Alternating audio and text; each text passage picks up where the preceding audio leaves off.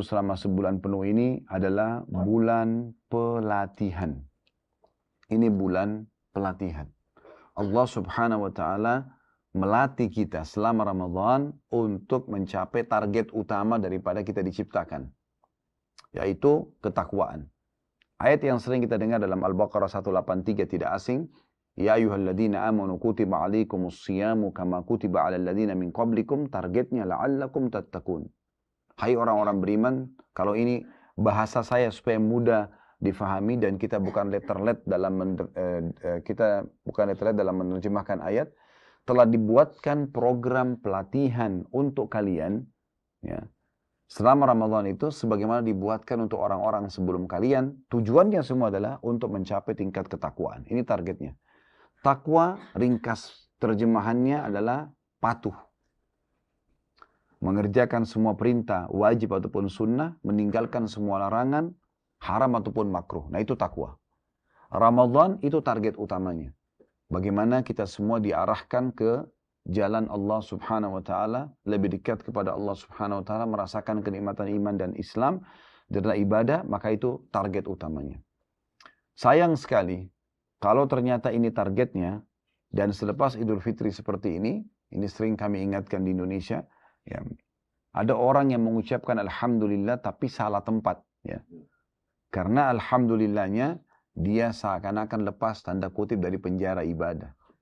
Alhamdulillah, nggak lagi puasa. Alhamdulillah, nggak lagi tarawih. Alhamdulillah, tidak perlu lagi baca Quran. Tidak perlu lagi menjaga hal-hal yang haram. Dan seterusnya. Maka ini keliru. Harusnya kita teman-teman mulai mumpung hari-hari pertama ini, kita mengucapkan Alhamdulillah karena telah mendapatkan ilmu di mana kita akan menerapkan 11 bulan ke depan. Ini yang paling penting dalam masalah pelajaran Ramadan. Bukankah sayang sekali kalau kita sudah sebulan penuh terbiasa puasa, perut kita sudah terbiasa, tenggorokan kita sudah terbiasa sebulan, bukan sehari dua hari pelatihannya. Lalu kemudian setelah itu kita tidak pernah puasa lagi. Kan sayang sekali. Harusnya setelahnya kita akan jalankan puasa-puasa.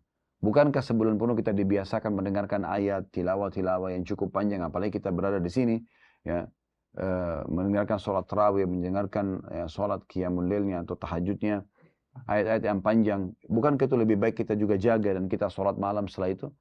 Mungkin kalau ada teman-teman yang bilang, tapi kan orang tarawih selepas ba'da isya, Ustaz. Kita mungkin masih belum terlalu mengantuk. Kalau setelah Ramadan kan tidak ada sholat tarawih, karena tarawih artinya santai. Dibolehkan karena dikerjakan selepas ba'da isya, maka lebih santai, ya. Selepas Ramadan kita kan mengerjakannya setelah lewat pertengahan malam, ya. Apalagi di sepertiga malam lebih afdal. Maka jawaban kami sederhana. Kan kita selama sebulan penuh dibiasakan bangun sahur. Bangun sahur ini adalah puncak-puncaknya sepertiga malam yang Allah Azza wa Jalla turun ke langit bumi dan menerima doa hamba-hambanya. Sebulan penuh kita dibiasakan itu.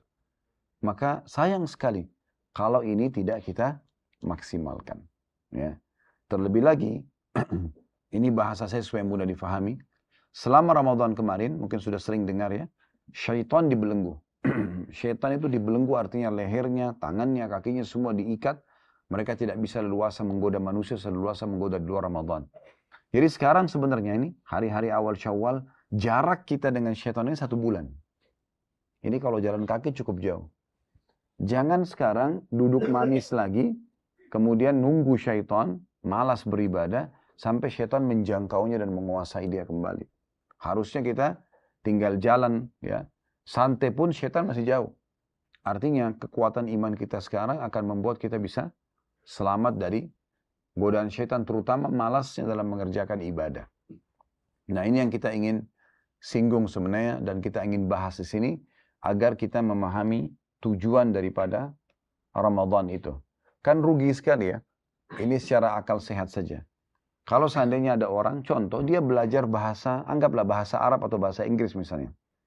Sebulan penuh panggil orang yang paling mahir dalam salah satu dari 2 bahasa ini, lalu kemudian dia sudah belajar, dia ikut pelatihan, setelah itu tidak pernah sama sekali praktek ilmunya. Kan tidak ada manfaatnya, sayang gitu. Mungkin dia punya ilmunya, tapi dia tidak punya efek daripada kebaikan pelatihan tersebut.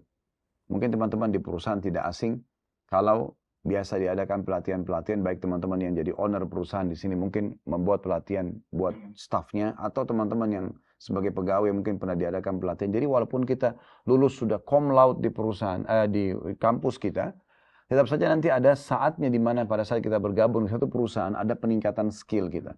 Ya, di mana kita harus meningkatkan skill itu dengan pelatihan-pelatihan. Ya. Maka ini kurang lebih gambaran tentang masalah Ramadan. Ramadan bukan siksaan. Ya. Siapapun yang menjadikan Ramadan sebagai bentuk siksaan buat dia, oh sebulan puasa, susah sholat, maka akan susah bagi dia.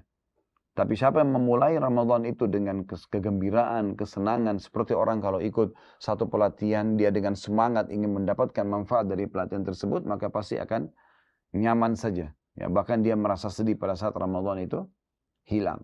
Ya, jadi ini yang perlu kita fahami tentunya.